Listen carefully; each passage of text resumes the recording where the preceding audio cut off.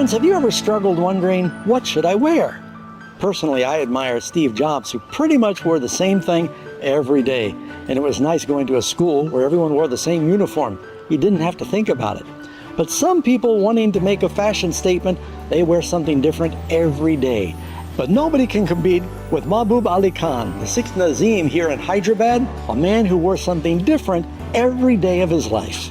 Mahbub Ali Khan began to reign when he was 3 years old. After his father died, he became the king, and they started giving him new changes of raiment every day for the 45 years of his life, over 15,000 different garments. New clothes every day. Now, most animals are born with their clothes on, but people have to make their clothing. And Mahbub Ali Khan, he had an army of people involved.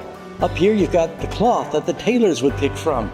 Here you've got cobblers making endless shoes and boots, and the wardrobes, 174 feet of them, filled with clothes. But he was also a generous man. He didn't keep them all, he gave all of them away.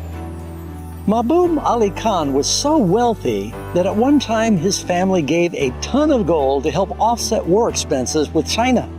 And it tells us that he actually had the 5th largest diamond in the world, 184 carats, and he used it as a paperweight on his desk. But you can see from the dilapidated remains what has become of his palace, and all of those beautiful garments are now moth-eaten. Without question, the Bible says that Solomon was a king that was the best dressed. And yet Jesus said that even Solomon, arrayed in all of his glory, does not have the splendor of the flowers of the field. You know, our clothing, it's all temporary.